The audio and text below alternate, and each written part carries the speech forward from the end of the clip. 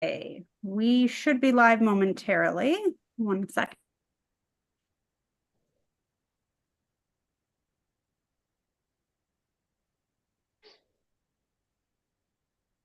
Okay, perfect. We are live. So thank you for joining us today. I'm Jessica Levesque. I'm the Executive Director at C4, and today we're going to be talking about physical safety for cryptocurrency users. And we have two people from our Cryptocurrency Essentials Committee and a special guest. So let's start with our CCE committee. Josh, why don't you get started since you're our chair? Hi. So I'm Josh McIntyre. I'm the chair of the Cryptocurrency Essentials Committee. I'm a software engineer at Microsoft by day. And outside of that, I run a tech education project called Chain Toots. And I put out educational material on cryptocurrency security and just helping folks understand how all this technology works. Um, Outside of that, somewhat relevant to the discussion today, I have a martial arts hobbyist background. By no means an expert in personal protection or self-defense, but do have some experience with the worst case scenario handling of physical threats. Awesome. Thank you, Josh. Okay, Hadi. I'm Hadi Kabalan. I also on a CC committee. Spent a long time in institutional asset management before jumping into blockchain and crypto for a few years, and now manage a hybrid, both traditional and crypto. And one of the things that I've done a lot of is both manage our own keys and crypto for asset management, but also advise some of the larger companies out there on their crypto policies and how to institutionally safeguard their assets. Perfect. Okay, and we have a special guest. Will, would you please introduce yourself, explain what your, I guess, history is in terms of physical security, which is a lot, and what safety looks like for your career, I guess. Sure. Well, thank you very much, everybody, for inviting me to join you today. And hopefully, I can throw a few suggestions and ideas about how to keep yourself safe. So, my background 30 plus years as a security specialist, been involved in running physical operations, crisis events, and personal protection for clients across the world, from some of the largest financial industrialists through to former heads of state even to foreign royal families. Spent 3 years in Iraq, 2 years in Afghanistan, where the threat was a little bit more physical, but looking after assets and the protection of assets. And hopefully, what I'll bring to you today is I look after a number of people in your space who are carrying obviously significant wealth with them. I have been involved in some degree with the management of extortion situations that have been requested to be paid via Bitcoin or Ethereum and various other electronic currencies. And again, I can assist in how you can manage those types of situations in the best possible way. And as we know, if you have the value of certainly many people's income, the equivalent of which on a USB stick, you are going to be potentially targeted and at risk from those who want to take it from you. Yep, absolutely. So there are a lot of things that we can do both as individuals and as individuals that are part of a company in order to make sure that crypto assets and you as a human stay safe. And we're going to walk you through some of the best practices for that and just really get into what are the things that you as an individual or as a company can pay attention to make sure that you're not encouraging theft, making sure that we're not part of the problem, but rather part of the solution to make this space and the cryptocurrency ecosystem as a whole safer. But we don't want to just scare everyone. You need to be aware of this, but let's talk a little bit about what the intention is of this stream. Josh, do you want to get us started? Yeah, what we really want you to walk away with today is just a knowledge and awareness of some of the threats that are out there. When it comes to safety, when it comes to digital security, there's so many scary things that we hear about, so many scary situations that can almost seem overwhelming.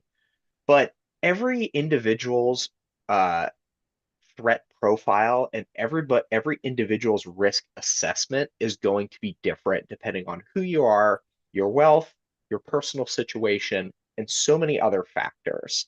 So we're not just here to scare you and tell you about all the possible horrible things that you could happen, or to tell you that you necessarily have to follow a specific set of guidelines, but rather we want to give you an idea of how you can apply strategies to your own risk profile.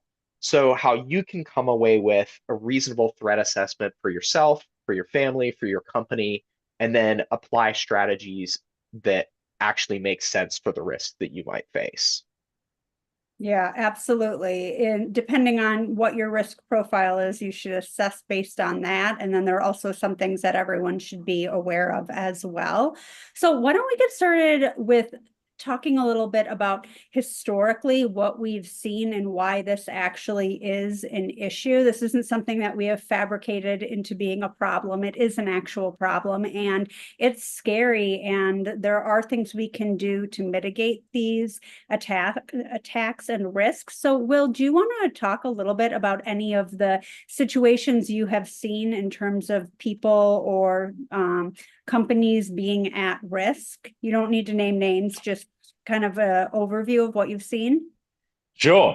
I mean, there have been a variety of different types of threats and risks that have materialized, obviously, against those that are trading and holding Bitcoin and certainly Ethereum. One of the biggest issues is down to the individuals not keeping a sufficient low enough profile. Josh certainly touches on a very valid point. One of the two things which I generally will say to anybody operating in this space is about ensuring that you are keeping a low profile as much as possible. If you look at the equivalent in terms of the value that you may have in Bitcoin against, say, a more tangible asset like gold bullion, diamonds, or anything else for that matter, it's a far more mobile currency. It's a far more mobile item that can be secreted, can be moved, can be transferred in such a way that it can even hide, to a certain degree, the perpetrators of the act, and they can conceal their actions. So one of the first things I would generally say is, don't go publicizing what you've got. As much as you may want to be raising finance, you may want to be forging new relationships and business deals, be very careful about not only who you're sharing that information with, but very importantly, where you're sharing it. And in terms of your communications, whether it be in person, whether it be by cell phone, whether it be by email or messenger for that matter, each of those particular areas have to be managed very, very carefully. And I would strongly suggest and recommend that you look at the information that you're sharing and the conduits by which you're sharing it are done in such a way that you are not necessarily giving keys to the kingdom. So keep this information on the down low. It's very difficult, and certainly for many of the individuals, the clients that we have had, who generally I will be called once they've actually got themselves into trouble, a lot of the lead up, certainly in those cases, and many that I've researched, and one has to also appreciate there are going to be a large number of attacks and targeting on individuals that will go unreported for a variety of different reasons, whether it be reputational, for them, their company, or even for their trading status in terms of, are they seen as a reliable or trusted source in terms of other people forging relationships with. But one of the things that I've seen is that many people, particularly in such a volatile market, and I know nothing about it, I leave that to you experts and like Hadi to tell me obviously the ups and downs of the trading capabilities. But if you have a particularly successful trade or a successful quarter, that you've got to be very careful you don't publicize that, you don't over promote it, and be cautious about who you share that information with. Very rarely will an attack be spontaneous. Most attacks will be pre-planned. There will be investment and time spent in the reconnaissance of who the potential prospect is. And in many of those cases, information about the individual that is eventually targeted will have come from a third party in some shape or form. So again, some of those third parties may be people unconnected to your day-to-day trades. These may be friends, they may be friends of friends. And certainly if you've jettisoned, as I have with a few clients, into extraordinary wealth very, very quickly, it's almost a massive challenge for you to keep it to yourself without wishing to tell people of your success, which of course you'll be immensely proud of.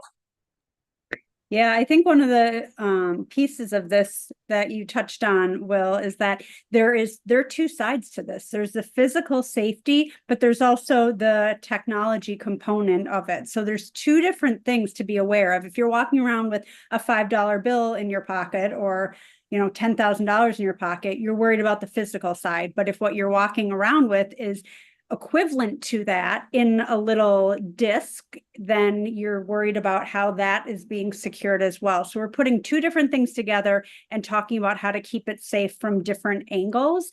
And like you said, your wealth can accumulate very quickly overnight in some cases for people, and then you have to suddenly be trying to figure out how to stay safe when you should be planning this ahead of time, just in case you are in that type of a situation. Josh, did you want to jump in? Yeah, I just wanted to add some terminology as well to what Will said. Sometimes in the cybersecurity industry, we call this open source intelligence, or OSINT. Many, whether physical or digital compromises of targeted individuals have started with gathering information about that target on social media, LinkedIn, Facebook, Instagram. And I think part of this as well, again, is an honest assessment of your own risk profile and what you're sharing. I myself, I will admit, am very guilty of this. I'm very passionate about my climbing and my martial arts and my technology education. So, I post a lot about places that I go to spend time, but I'm also not a crypto investor. I'm not a high net worth individual.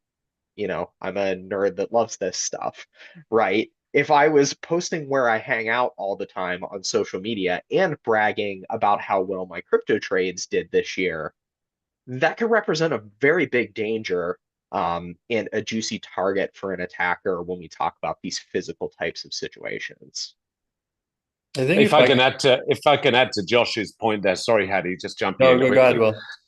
But Josh makes very valuable points here about certainly your digital footprint in terms of what you're putting out there on social media, whether it be LinkedIn, Instagram, Twitter, TikTok, or whatever. But also you will be susceptible once you put those things up there, because as we know, a lot of social media can be smoke and mirrors, and it isn't necessarily a true portrayal of your real life.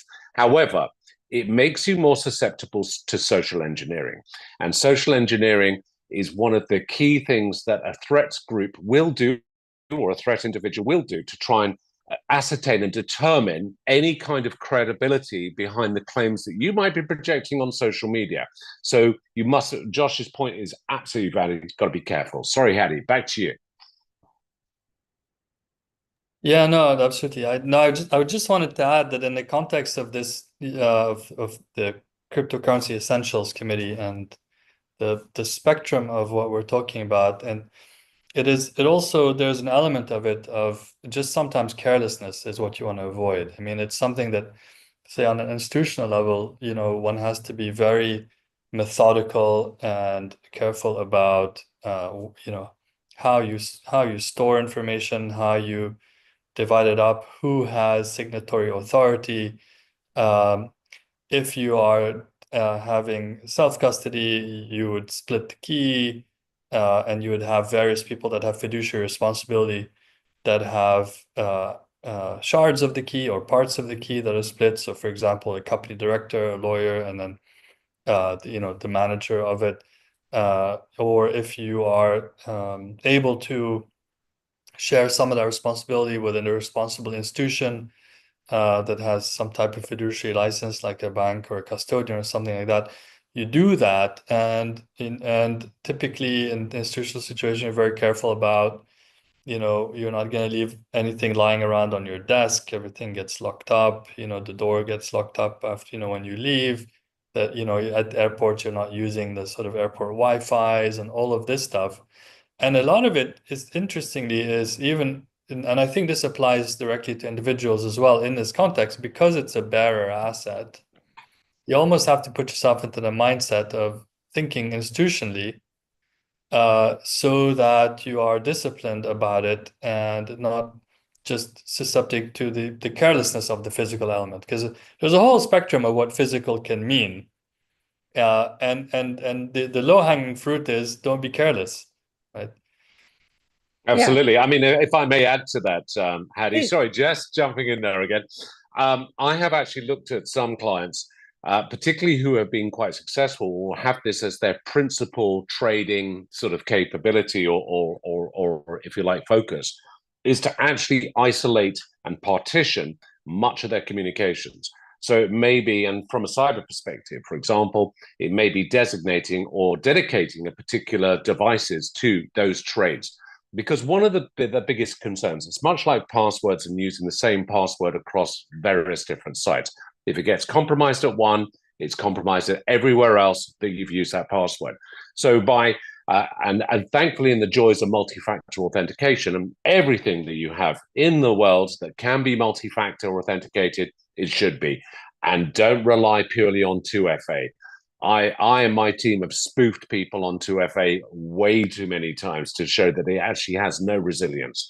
But dedicate a laptop to it. Have your social media on different devices. Have your email even on different devices. If you get focused with a spear phishing attack, someone who tries to embed some code into your system, they get in by one avenue, all of your avenues could be compromised. Totally agree. Yeah. And, there are a lot of different ways that hackers can be, attacking us. And one of the things that you talked about is multi-factor authentication, making sure that we're authenticating things in more than one way. Same thing with multi-signatures. So if you have a crypto wallet and you set it up so that it's, let's say, a 2 of 3 multi-signature account, but you've got 3 people that each have the account information. Should they be traveling together? Should you be saying, hey, we've got these 3 people who all have access to it, but you need 2 of it, so 2 of them, so it's safe. And then the 3 of them get on a plane together, and then they get off the plane and they're walking around and they've got their company logo on. It doesn't matter that there's these 3 different people with the need for 2 different digital signatures, because you've created this perfect package of those signatures into this one group. So some of it is, that's what you were talking about, Hadi, with the carelessness, and also how multi-factors or multi-signatures doesn't necessarily solve this problem. You have to be really aware and cognizant of where these devices are, who has access to them, and how you are approving these types of communication. How is it being shared, where these people are going to be traveling? Is it on public record? Are you putting it on LinkedIn that these people are all traveling and then they're going to be there and giving a presentation about how they use multi-signature? Like, there are all these things that we can be aware of to prevent what could potentially happen. I think sometimes we talk about, oh, if you're using multi-signature or MFA, you're in the clear. Well, you still have to follow up and do the other things to make sure that you're not still a target. I'd also be very cautious, to add to that, Jess. I'd be very cautious that you don't make it the most obvious candidates to be holding those multi-signatures. And if I can give you one little anecdotal example that I heard that allegedly I know about, which was obviously a lot of payments for kidnap for ransom have been done via Bitcoin. And it's been transported into countries, because one of the biggest challenges, and I know this having been a hostage negotiator and having managed a number of kidnappings myself, that getting currency either in country or into that particular country, wherever it is in the world, can be both illegal, but also can be incredibly problematic. So the key thing here is that if you have someone who is going to be delivering the ransom in return, obviously, for the hostage, then you've got to consider, if they're traveling with a USB stick, that they do not have the full code to access that or access the actual currency inside it, and that that's shared across other parties, which may not necessarily be within proximity. So again, like you say, don't stick everybody on a plane. But as we all know, rarely do executives ever listen to us about not all traveling on the plane together. They will all sit together. So think of people who are less obvious. Don't make it just the CTO, the CEO, and the CFO, for example. share it across a few people. Everyone has a little piece of the puzzle. It only works once all the pieces are together. Yes, absolutely. Let's talk a little bit about how attackers do succeed and how they might pick somebody out. And so this isn't about victim blaming. This is about being aware of what a victim's profile might be. What is an attacker looking for in order to decide? So we've talked a little bit about a lot of money. If someone was to come after me, they'd be really disappointed. So they'd want to make sure that they're going after somebody who they know is like a high target, has a lot. What else are they going to be looking for? Who's that to, Jess? Josh or me or Hattie? Anyone, throw it out there, jump in. It's a convo. Please, Will. I think the key thing from me, and I'm sure Josh will be able to take this even further, is how do they know you've got a lot of money? That's the first question you should be asking yourself. How do they know you've got a lot of money? Because they ain't going to target you unless they know you have or perceive that you have. Josh?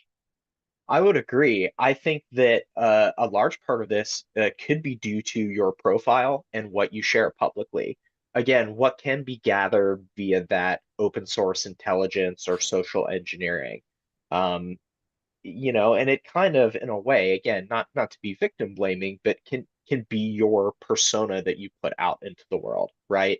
If you are somebody that is very passionate about the finance side of crypto and you are very open about flaunting that you have a high amount of wealth in that currency, that is more likely to make you a target than if you are just a crypto enthusiast that doesn't have a persona of having that wealth. And that you are a little bit more careful about what you share and with who. And I wanted to bring up one point as well as we're talking about the multi-signature and the context of all of this. I think a really good thing for both individuals and institutions to remember when they think about this is that generally speaking, with the way crypto works, you have a private key that you use to sign transactions. So Bitcoin, in essence, is much more similar to cash than it is having the password to a high value bank account where there's safeguards in place and there's the ability to reverse transactions. Regardless of who you are and how much that money is worth to you relative to your overall net worth, it's never been wise to carry large amounts of cash or gold or physical assets that somebody can just come up, try to harm you, and take from you.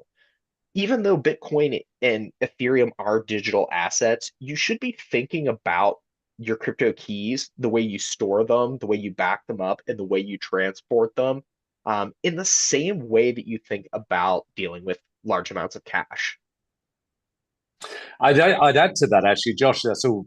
I agree with you entirely on everything there. I would also run. There's a very old, because I'm old. I would refer to this, but like when people travel, and I've advised a lot of people when they travel overseas, and how to keep themselves safe. That you talk about your genuine wallet and muggers' money. So you have a second wallet which potentially has, a couple of old credit cards in it and has a bit of cash. And the thing is that people won't actually know until they plug that USB stick in exactly what they've necessarily got. So I would look at running some dummies, having some decoys as such, which you have to your availability. And particularly if you are needing to transport, that's a whole big subject in itself, Jess. So, I mean, we could cover a whole session purely on the how to move your currency in a physical sense. But certainly be prepared that if you are compromised, it's like a lot of our clients, we will suggest that they have in their own homes 3 safes. You have the safe, which obviously is the one that you first give up. You have the second safe, which you give up under duress. And then you have the third safe, which is where the family jewels are, and the crown jewels. So you have the first, which you'd give up probably quite readily on a home invasion. The second, which is you'd give up under a great deal of resistance. But the third is really where you have everything that's special. You keep a little bit in the first, a little bit in the second. And the third, obviously, hopefully you don't give that up. And this, I think, speaks to the risk profile. If you were to go and buy 3 safes, and that is the cost of all of your crypto, then it doesn't make any sense to do that because you spent all of your money on the saves.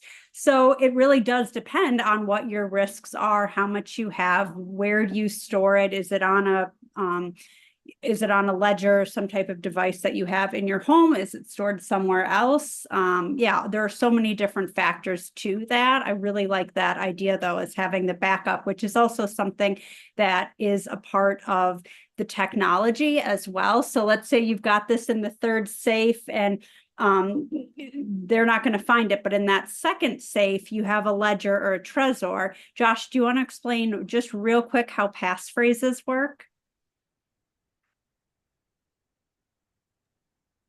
Yes. So within a crypto wallet, generally now the standard is you have a 12 to 24 word seed phrase, which consists of all the private key data that you need for many wallets, many different currencies, and many addresses. But built into that technology is also the ability to add passphrases on top of that. So you can create almost a sort of multi-factor system with your crypto keys, where you have the base seed phrase, which you always need to have, and you can have multiple passphrases on top of that to create different wallets. So as Will points out, you can actually, using standard crypto technology, have duress wallets that maybe have a significant amount of money that an attacker would want, but not all of your money, right? You can have a spending money wallet. You can have a longer term savings wallet, an emergency fund, any amount of structure that you want to have based on your needs. And we also talk as well about even choosing different styles of wallets for different profiles, right? You may have a mobile phone wallet for your spending money, which is slightly less secure than a hardware wallet, but relative to the risk of losing those funds is okay. Generally, we recommend folks use hardware wallets for higher value amounts. And again, that's relative to the person and their own situation. Yeah, so we're talking about layered security. So in addition to being aware of your risks, layering security for whatever your risk profile is and being cognizant of what that risk profile is. And how does that happen, Hadi or Will? How do we assess what our risk profile is so we can decide the layers of it? Is it just how much money we have, or are there other factors as well? I think we talked about how well known you are or what you're putting on social media. Are there other factors as well that we've missed? Well, I mean, there are lots of different factors. One of the things will be your pattern of life, and one of the biggest potential risks that you have to either home invasion, approach, or even to a certain extent, on the more extreme level, kidnapping. And that comes down to your own individual pattern of life. Now, if you are going to every single Bitcoin Ethereum conference that is out there where there are sort of significant guest speakers, you will, and those of you who are obviously watching this, no doubt go to many of the conferences, and you'll keep seeing the same faces again and again and again. Alluding to what Josh mentioned obviously earlier, which is about your social media and what you're posting on that as to which are your favorite restaurants, which are the places that you go to. Quite often, if we're doing a reverse engineer on a client, and that is to look at reducing their risk profile, we'll look at everything in their sort of digital footprint, which is giving the enemy, if you like, the advantage to say, these are the restaurants that they regularly frequent, that they always take the dog to the park on the weekend, their kids are at this school. There are all these things which you have to be very, again, circles all the way back to the beginning, which is about privacy. So to reduce your profile, you have to consider that you need to have your head on a swivel. Now, that's not saying nobody can maintain the highest level of vigilance 100% of the time. I can't, and I'm in that world.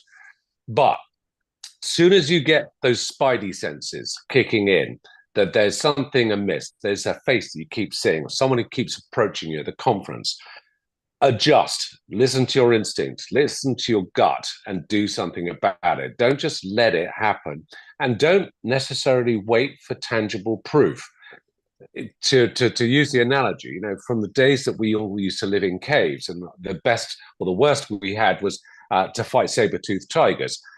As information has evolved, as technology has evolved, as we've evolved, More often than not, we'll ask for definitive proof before we actually listen to our own instinct. And more often than not, it will be in a threat situation where we question that instinct. Whereas when we're in a social environment and we're relaxed, we'll listen to it a great deal more. For example, you go into a room at a meeting or at a party and you see someone you've never met before, you get that instinctive feeling, I'm going to get on well with them. And you go over and you talk to them and you do. In reverse, you may see someone that you instinctively get that feeling, oh, I'm not going to get on well with them. More often than not, you have to sit next to them at dinner.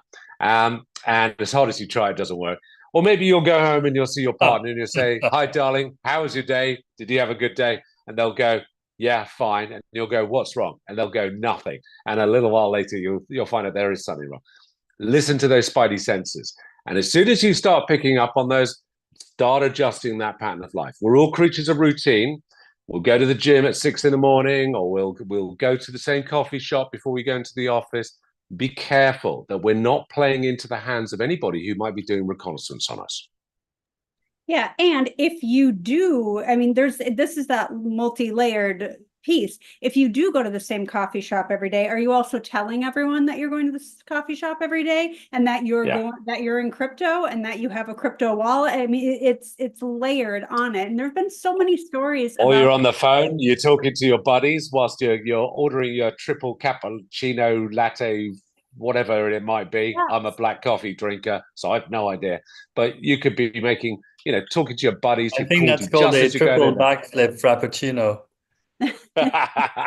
You'd know, Hattie. Well, like, what do you have on the back of your computer? A lot of people put stickers on. Do you have a big Bitcoin sticker on the back of your computer? And then you go to the airport and you sit there and you're working on your computer and somebody just comes up next to you and is like, oh, it's going to be a long flight. And you're like, yeah. And you start talking and you talk about where you're staying. And it's just, there's all of these things that can compound it.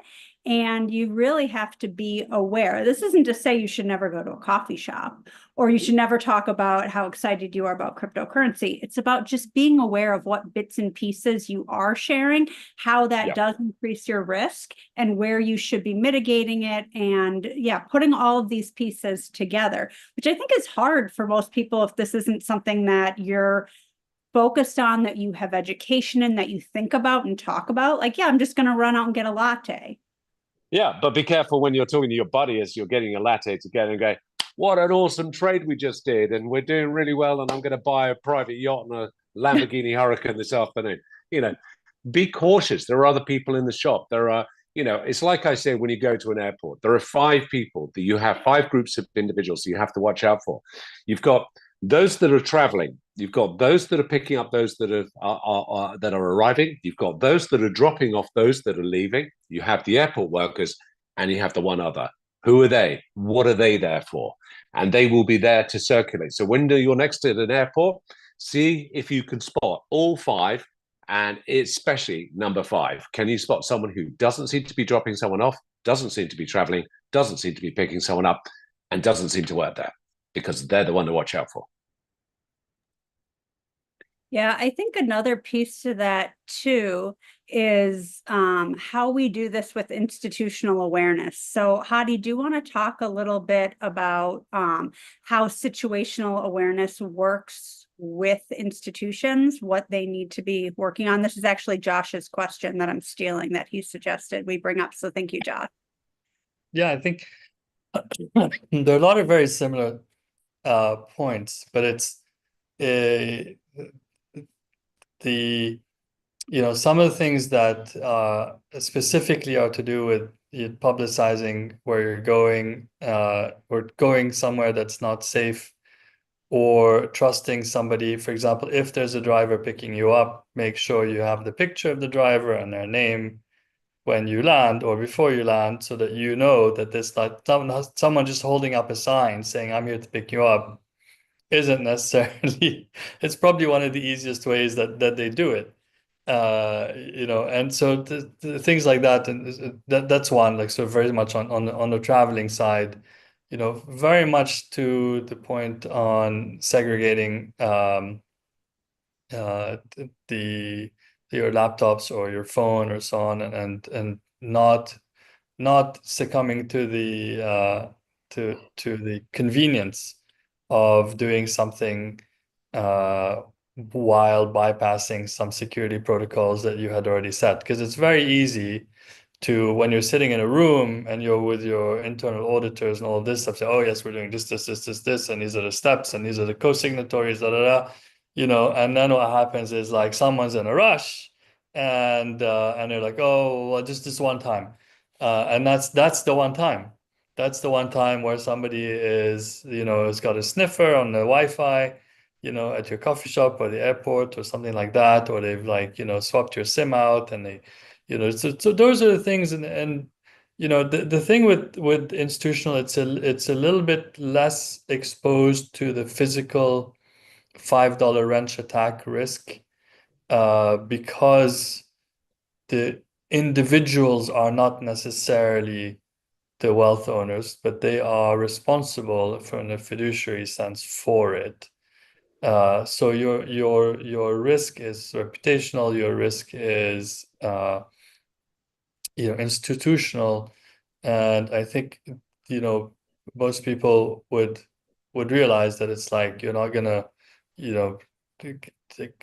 kidnapping the bank clerk doesn't necessarily get you into the wealth of the CEO of the bank, right? So there's less of an issue on that side, I think, but more in terms of the operational awareness of you're putting money potentially at risk that is actually not yours in a lot of the time, and that's the big risk on the institutional level. And the key is to not make it overly complex, but to make it complex enough and structured enough that you sort of at some level even force compliance. And so that's, but I think Will has probably some pretty juicy stories about the sign at the airport, and these are like these little things. These are little things don't leave your laptop lying around in the hotel room as you're zipping down to the conference. Just put Certainly not in China. So yeah, so just those are the kind of things I'd say. I mean, just to add on to Hattie's, because I know Josh and yourself, Jess, probably got a few things. Those of you who haven't got a VPN on your laptops, more fool you.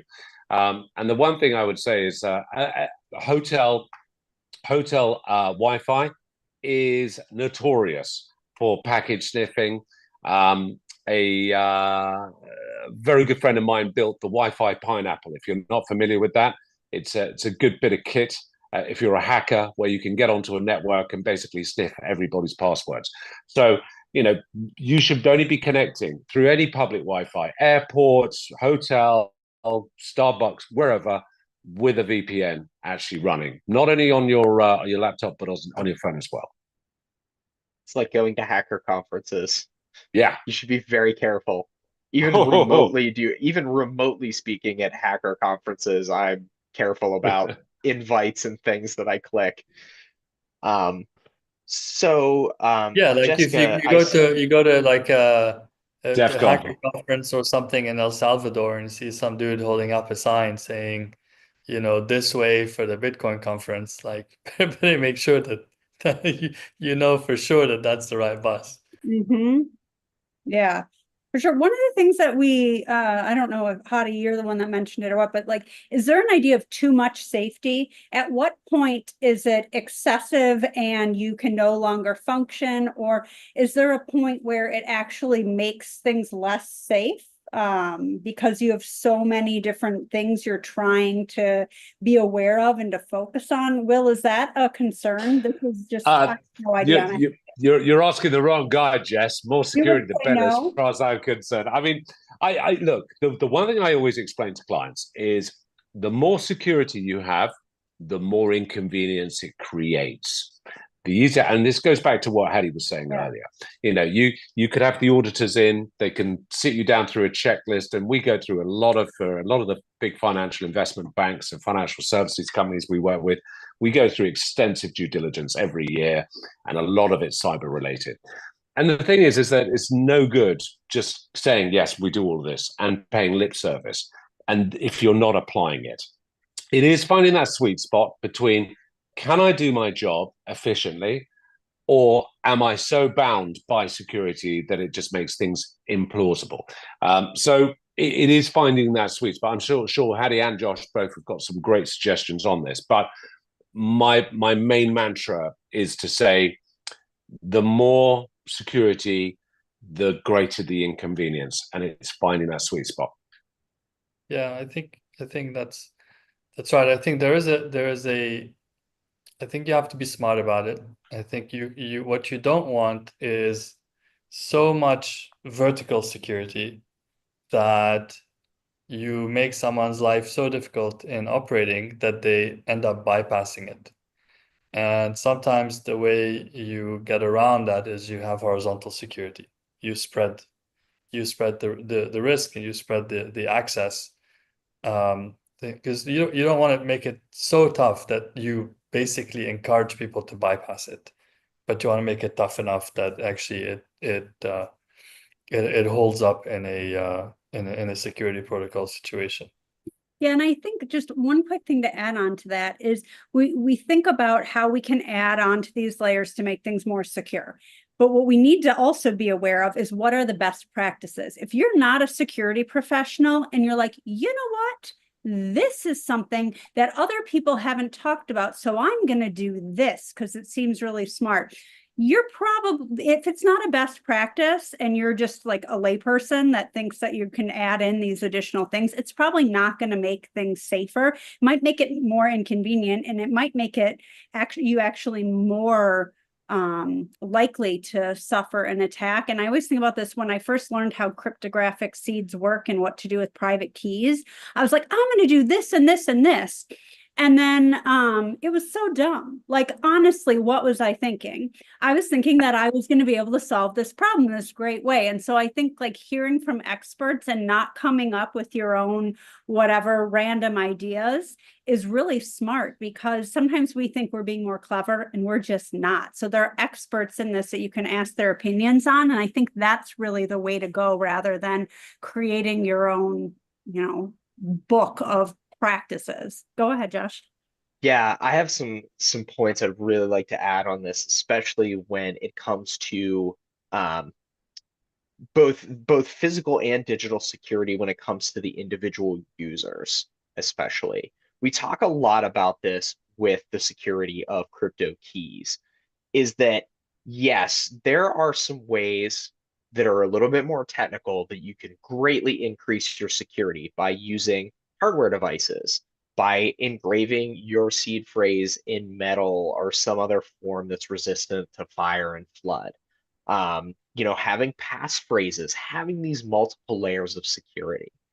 But we have to remember that while, yes, we should be cognizant of threats for people trying to steal our crypto keys, one of the biggest threats is actually our own incompetence. And this does not mean how it says nothing about how smart you are or how experienced or sophisticated you are. Human beings make mistakes. And if you are constructing your own scheme that's not standard, and you have a seed and a passphrase, and you're splitting it to the ends of the earth, and one seed word is buried at the bottom of the ocean, and all these complex factors, and you freaking forget what you did, the net result is the same thing. You lost your crypto, right? So it doesn't matter necessarily if your practices are more resistant to theft, if they're not also resistant to you making a mistake because of your own lack of understanding. We sometimes say even that for people that are brand new, even though we always encourage holding your own crypto keys, maybe holding them on a good exchange is better for a while because you know how to use passwords in 2FA while you take the time to really learn and understand self-custody. This all goes back to individual risk assessment, and I think a good self-introspective look at your own abilities and what you can do. All good stuff. All good stuff, Josh. I'd agree with you, and I have to say, where where more often than not, Jess and guys, we have problems with clients is because they've over-engineered their security to such an extent that they then forget everything that they've done, and the whole thing becomes and as you know, you guys know far better than me, if you make your Bitcoin irretrievable, you're stuffed. So I do subscribe, and Hadi, I'm sure will subscribe to this as well, to the old KISS philosophy. I'm sure you guys know that one. Keep it simple, stupid. That's the one. Yeah. Well, and because so many people don't or haven't, and like I said, I've done this before. When I first got in, I thought I had a great idea. It was not a great idea. But same thing with physical safety. If you're like, oh, I'm going to meet this person here, but I'm going to go through this tunnel and then up here and whatnot, and then you're lost in the middle of a parking garage. It's like, that wasn't my idea. That didn't work. One of my colleagues at C4, her name's Miss, she made a comment after we were talking about something with security. She said, it's like Inspector Gadget. Do you guys remember Go-Go Gadget, where he's like zipping around corners and he's got his like, coat on. Yeah, trench coat. It's like, at what point are you over engineering and it actually becomes less helpful?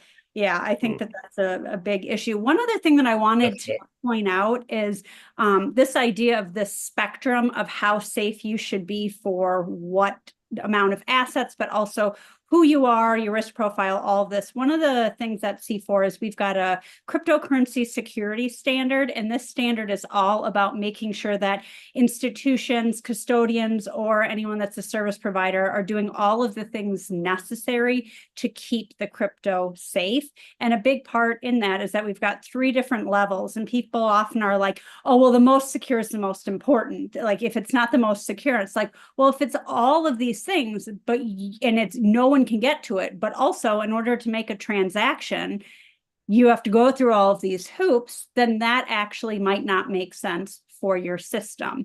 And so it's being really aware of all of these layers and consulting the experts on how you should do it and getting that audit. So that's what we do with the cryptocurrency security standard. You can get an audit to see if you're doing all of these things correctly. And Will, I think you were getting at this, where you can do an audit of your physical security and somebody does it for you. If you go in and do a self-audit, you're more likely to miss things because you think you know it all. It's like, I don't know if you can talk about that, Will, but I think it Sure.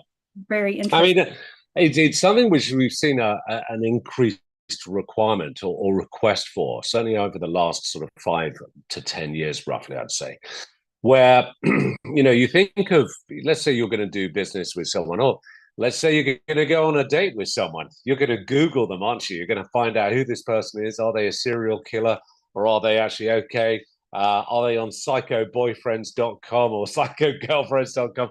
You're going to do your due diligence. And we have the same with investment services companies, and financial services companies, where they'll be doing due diligence on potential business prospects. And there's a bit of KYC that needs to obviously be applied anyway to meet the regulatory requirements. But how many people actually do an inverted due diligence? What is there about me that is out there online? Is there anything that I don't know about that should be removed? And this falls into that spectrum, Jess. It comes down to getting someone to do it. And you're so right. If you do it yourself, you'll be very subjective about what you want to see and what you don't want to see. So even I would say, get a good friend who is, sufficiently cognizant and capable about using search engines. And just get them to do a search on you with various different derivatives attached to it. So it could be, Jessica Bitcoin, Jessica Ethereum, Jessica Bitcoin conference. It could be, Jessica wealthy, Jessica, Hawaii holidays. It could be anything, but you put in so many different search terms and even start trying to go a little bit deeper on the searches rather than your standard Googles to see what anybody can find out about you. Is your home address listed? Is your cell phone number listed? There are all sorts of things which you may think, hang on a second, I don't like that being out there, because again, this could increase my profile. We're not just talking about people who are after you for your Bitcoin. It could be someone who's after you for a variety of different reasons. Mm-hmm. And we do an awful lot for clients where we'll sit down, and I can tell you, many of them will go, hellfire, I didn't realize there was that much about me out there. And then it's a process of cleaning it up, scraping it, or obfuscating it in some shape or another. Mhm. It Yeah. is scary how much is out there, actually. Yeah. Oh, for sure. And if I can just briefly add before we move on to, the next agenda items too, when it comes to privacy and security, a lot of this can also just come down to um, being intentional, right? Like depending on your risk profile, depending on what you care about in life, not everybody needs to be an off the grid, completely off social media, never sharing about their interests or hobbies. Like I could never, I'm a very open, passionate person about all the things that I love. But I just think whatever I put on social media, I think about the fact that anybody can see it, and I make that choice to share that information intentionally. And that's my informed choice. What we want to avoid is folks um, putting things out and not thinking through the consequences. And of course, Will, I have to say, we're big cat family as well, so that's so fun. Well, you got the Mousinator. She's decided to come and join in. She's only 7 months old, so she's a bit of an unruly teenager. So forgive me. No, that's fun. It immediately made me think about how, people using their passwords, they sometimes use their pet's names. And then you're on a Yeah. video screen and your cat walks by and you say your cat's name.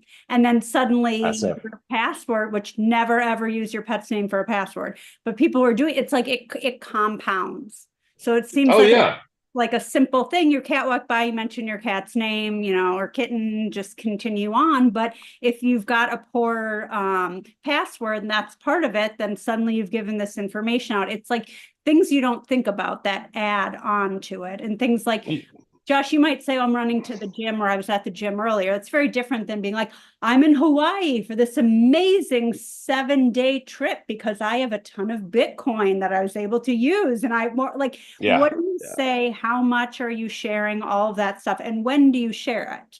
Are you sharing? Yeah. I mean, I'm about to leave my house in 2 minutes.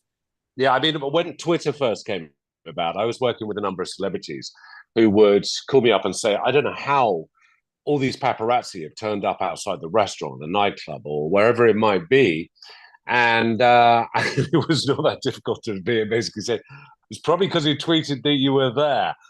Leave it until after your trip that you post you've been in Hawaii for a big Bitcoin conference, or you're out there because you were able to do so with the proceeds of some of your successes on your trades. It's about making sure. I wrote a book a few years ago, which was intentionally on the cybersecurity for parents about their children not making silly mistakes online. And one of which is, as you can see with Hattie and certainly with Josh, they've blurred the background. Me, I sterilized what's in the background. So it's not that exciting. It can look very exciting, but maybe there's some red herrings there. But ultimately, one of the things with kids when they're doing online chats with their buddies, be careful what you're showing in the background. Are there any identifiers as to where you live, where you go to school, who your buddies are, what your likes are? So much like you were saying, Jess, earlier about having a sticker on the back of your laptop, you're there in the airport, you're sat there with your laptop open, you're fiddling, tapping away. Someone starts talking to you, and they could start saying, oh, you know what? I've just been to a Bitcoin conference. Do you know anything about that? And you're going, oh, yeah. Wow, that's my subject matter. And you've completely forgotten. You've got a sticker on the other side of your laptop lid that indicates that you're interested in Bitcoin. And the same could apply with kids.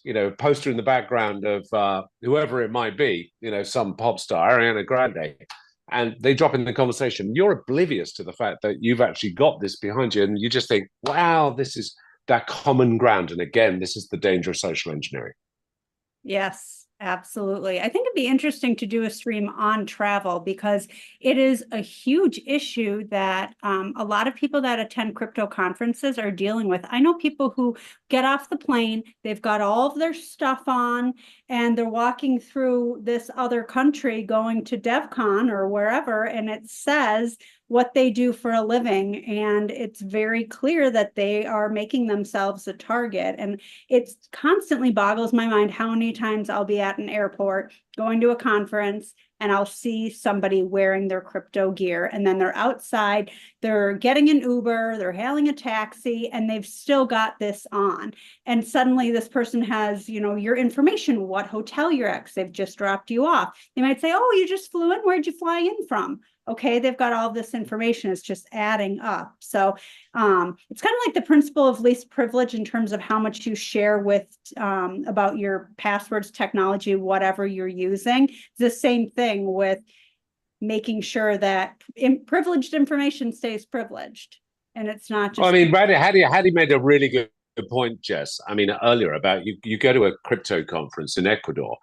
When you arrive and you've got pale skin like us, it's pretty safe bet that when you're arriving into the country and it coincides where there's a big Bitcoin thing, and one maybe looks a bit Bitcoiny, if I could say that, it's not gonna massive leap for someone to go, hey, I can, you're here for the conference, I can show you this, that, blah blah blah blah blah, and someone can dupe you into getting into a car. And I've seen, and I've certainly heard of, particularly in LATAM and in Pakistan and various other parts of the world, where people will get into the car that they believe is their car.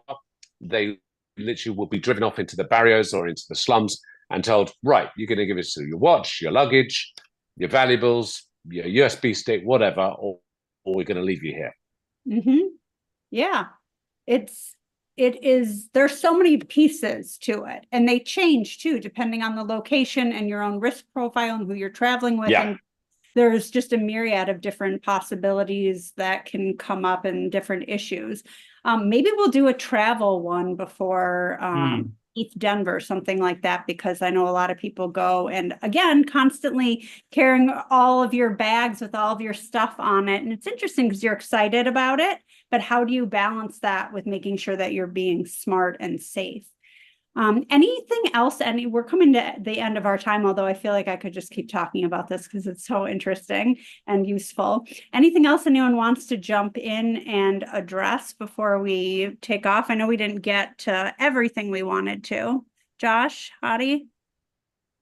Well, I think Will, and Will, you can speak to this probably even more than I can, but just as somebody that's been around martial arts and things, and has some really great people around me. My instructor Jake Miklo has, when people ask about the self-defense aspect of a sport like jiu-jitsu, we do it for fun, but it's a useful skill to have. If you are ever in a situation where something feels off and you're concerned, like Will said, listening to those instincts. Jake breaks it down to there's before the altercation, during the altercation, after the altercation, right? And realistically, the first part of that equation is the most important. You never want to be in a situation where you have no choice but to fight or to use a weapon in self-defense or to be in any kind of violent situation, right? It's the worst possible thing. But if you are somewhere new or you're somewhere familiar, know where the exits are, right? Keep an eye out for the people around you and how they're behaving. Um, what are people doing? How can I get myself out of a situation if something feels off? And then, are you prepared to defend yourself if you are in a worst case scenario? And are you prepared to do that in a way that you can deal with the repercussions after? And the physical side of this is not my area of expertise, but we can really apply those same principles to the digital side, right? Be aware of your surroundings digitally. What am I sharing? What is my risk profile with my keys and the amount that I'm storing? And if something feels off, if somebody reaches out to you with a strange message asking you to help them reset their account and give you, they're going to send you a link. All these sorts of social engineering attacks prey on human vulnerability. So whether it's physical or digital, keeping your head on a swivel and listening to your instincts if something feels off is the biggest key to prevention, in my opinion. I mean, if you're worried about looking stupid, you're going to feel a lot worse if you lose money rather than being hyper vigilant, something like that. Also, no amount of money is worth your life.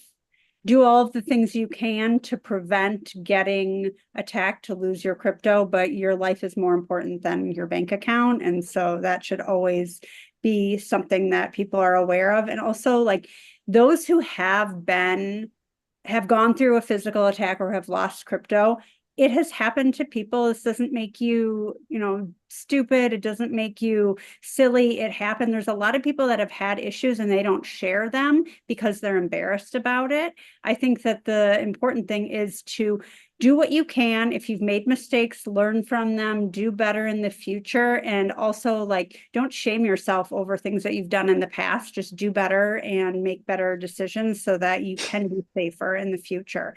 And get cats. I think that Get is cats. get That's cats, very get important, dogs, Jess. get And dogs. sorry, we got Lord Waffle who's decided to join in this time. So I would say, and then to add to what Josh was saying, for me, it's about awareness, early recognition, and avoidance. And I'll tell you what, if you can run. It's always a good option. The best one, We should right? all go training. If you can't run, call Will. Thanks, Addy. I love it.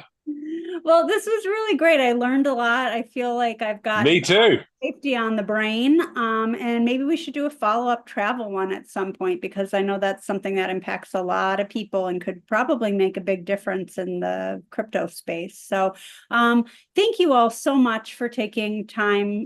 You're all volunteers and we appreciate you just being here to share your knowledge with others. It's so important that we have free educational resources for people so that we level, the playing field, and that people in all different walks of life and financial situations have the ability to learn how to be safe and to participate in cryptocurrency, since it's a global monetary system that we can all engage with. And it's pretty fantastic. So thank you, Will, our special guest. Thank you, Hadi. Thank you, Josh. Appreciate it. And we'll see you next time. Thank you all for watching. Thank you, Jess. Okay, bye. Bye, guys.